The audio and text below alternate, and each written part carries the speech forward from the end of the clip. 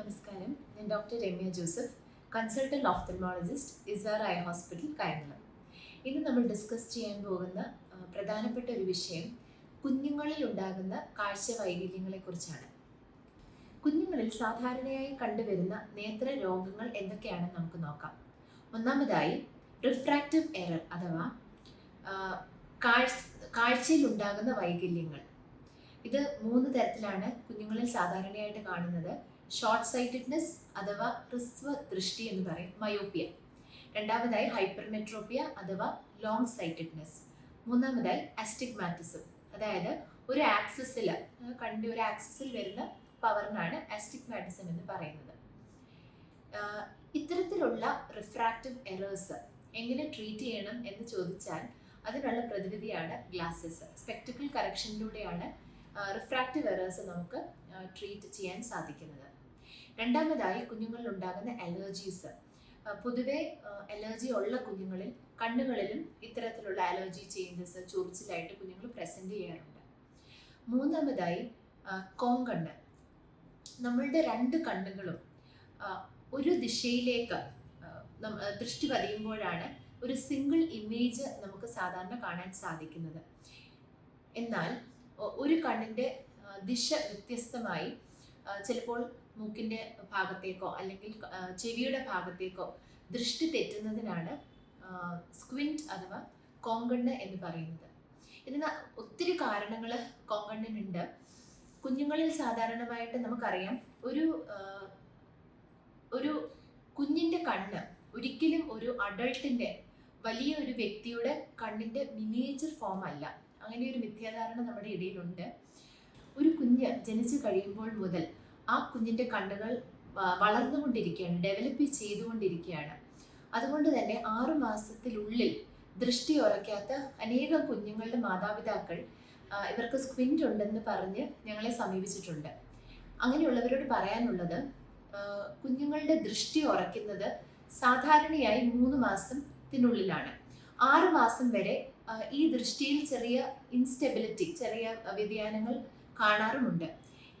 6 മാസത്തിൽ കൂടുതൽ പ്രായമുള്ള കുഞ്ഞുങ്ങളിൽ ദൃഷ്ടി ഉറയ്ക്കാതെയോ ഇല്ല മുമ്പേ പറഞ്ഞതുപോലെയുള്ള കോങ്കണ്ണ് നിങ്ങൾ ശ്രദ്ധിക്കുകയോ ചെയ്യുകയാണെങ്കിൽ തീർച്ചയായിട്ടും ഒരു ഓഫ്തൽമോളജിസ്റ്റിനെ കാണിക്കേണ്ടത് അത്യാവശ്യമാണ്. സ്ക്വിൻറ്റ് വരാനുള്ള രണ്ടാമത്തെ കാരണം എന്ന് പറയുന്നത് നേരത്തെ മുമ്പ് പറഞ്ഞ റിഫ്രാക്റ്റീവ് എറർ, കാഴ്ചയിലുള്ള വൈകല്യം. അത് നമ്മൾ കറക്റ്റ് ചെയ്തില്ല എന്നുണ്ടെങ്കിൽ കണ്ണ് പെതിയെ ആ വൈകല്യമുള്ള കണ്ണ് പെതിയെ ദൃഷ്ടി മാറാനുള്ള സാധ്യത വളരെ കൂടുതലാണ്. മൂന്നാമതായി കോങ്കണ്ണ് വരാനുള്ള കാരണം കണ്ണിൻ്റെ ഉള്ളിൽ ഞരമ്പിലേക്ക് പോകുന്ന ഏതെങ്കിലും ഒരു പാത്വേയിൽ വരുന്ന ട്യൂമേഴ്സ്, റെറ്റിനോബ്ലാസ്റ്റോമ എന്നൊക്കെ പറയുന്ന മാരകമായ ട്യൂമേഴ്സ് കണ്ണിൻ്റെ ഉള്ളിൽ വരുന്ന അത്തരത്തിലുള്ള അസുഖങ്ങളിലും കോങ്കണ്ണായി കുഞ്ഞുങ്ങളിൽ അത് മാനിഫെസ്റ്റ് ചെയ്യാറുണ്ട്. പിന്നീട് അടുത്ത കാരണങ്ങൾ കാറ്ററാക്ട്, കുഞ്ഞുങ്ങളിൽ ഉണ്ടാകുന്ന തിമിരം, ഇല്ലെങ്കിൽ നേത്രപാളിയിൽ ഉണ്ടാകുന്ന എന്തെങ്കിലും കലകൾ, അങ്ങനെ റെറ്റിനയിലുള്ള എന്തെങ്കിലും പ്രോബ്ലംസ്, ഈ കാരണങ്ങൾ കൊണ്ടൊക്കെ കുഞ്ഞിൻ്റെ ദൃഷ്ടി മാറി കോങ്കണ്ണായിട്ട് ഇവർ പ്രസൻറ്റ് ചെയ്യാറുണ്ട്. കുഞ്ഞുങ്ങളിലെ കാഴ്ച നമുക്ക് എപ്രകാരം നിർണ്ണയിക്കാൻ കഴിയും? കുഞ്ഞുങ്ങൾ ഏറ്റവും അധികം ടൈം സ്പെൻഡ് ചെയ്യുന്ന അവരുടെ സ്കൂളുകളിലാണ്. അതുകൊണ്ട് തന്നെ അവരുടെ ക്ലാസ് ടീച്ചേഴ്സ് ആയിരിക്കും ആദ്യമായിട്ട് കുഞ്ഞുങ്ങളിലെ ഈ ഒരു നേത്ര വൈകല്യം ഐഡൻറ്റിഫൈ ചെയ്യുന്നത്. പേരൻസിനേക്കാളും അവർക്കായിരിക്കും അതിനുള്ള സാധ്യതകൾ ഏറെയുള്ളത്. പ്രത്യേകിച്ചും റൊട്ടേഷനുള്ള ക്ലാസ്സുകളിൽ കുഞ്ഞുങ്ങൾ പുറകിലത്തെ ബെഞ്ചിൽ പോയിരിക്കുമ്പോൾ ബോർഡിൽ എഴുതിയേക്കുന്ന നോട്ട്സ് വ്യക്തതയോടെ വായിക്കാൻ കഴിയുന്നില്ല. അങ്ങനെ ഒരു കംപ്ലൈൻറ്റ് ഡെഫിനറ്റ്ലി ഉണ്ടെങ്കിൽ നിർബന്ധമായും പേരൻസിനെ എൻകറേജ് ചെയ്ത് ഒരു കണ്ണിൻ്റെ കാഴ്ച നിർണ്ണയിക്കേണ്ടത് അത്യാവശ്യമാണ്. അടുത്ത ലക്ഷണങ്ങൾ എന്ന് പറയുന്നത്, കുഞ്ഞുങ്ങൾ ഒത്തിരി സ്ക്രീന് ഏത് ഫോമിലായിരുന്നാലും TV, ലാപ്ടോപ്പ്, ടാബ് ഒത്തിരി അടുത്ത് അവർ കാണുന്നു. എക്സസീവ് ബ്ലിങ്കിങ്, ഭയങ്കരമായിട്ട് കണ്ണ് ഇമ വെട്ടി കാണുന്നു. കണ്ണ് ചിമ്മി ഇറുക്കി പിടിച്ചവർ ഒരു വസ്തുക്കളെ നോക്കുന്നു.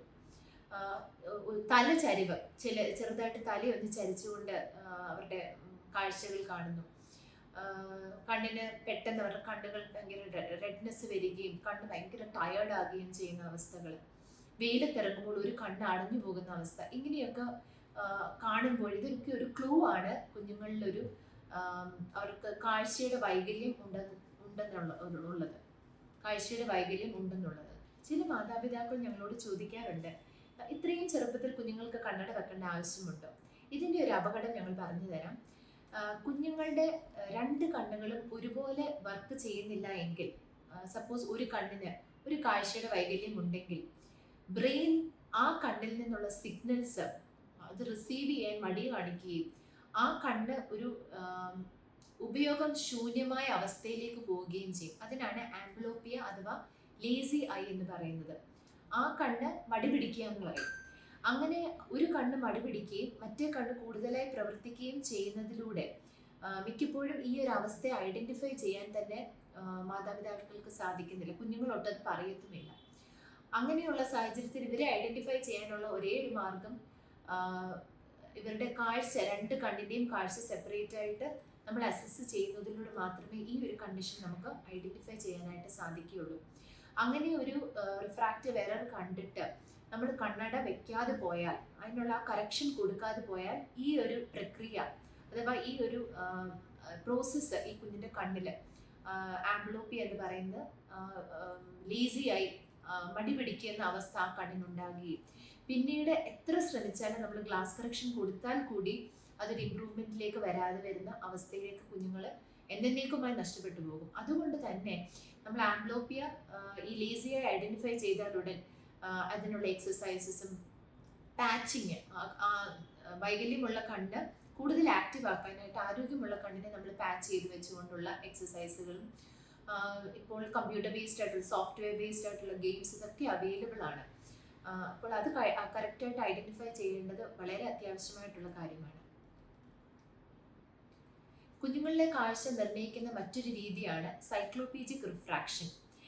കുഞ്ഞുങ്ങളുടെ റെസ്പോൺസ് 100% നമുക്ക് വിശ്വസിക്കാൻ സാധിക്കാത്തത് കൊണ്ട് തന്നെ നമ്മൾ പിടികളിൽ കണ്ണിൽ മരുന്നൊഴിച്ച് ഡൈലീറ്റ് ചെയ്ത് അവരുടെ കണ്ണിൻ്റെ പവർ റെറ്റിനോസ്കോപ്പ് എന്ന ഇൻസ്ട്രുമെൻറ്റിലൂടെ എപ്പോഴൊക്കെ നമുക്ക് ഒരു കുഞ്ഞിൻ്റെ കാഴ്ച ടെസ്റ്റ് ചെയ്യണം.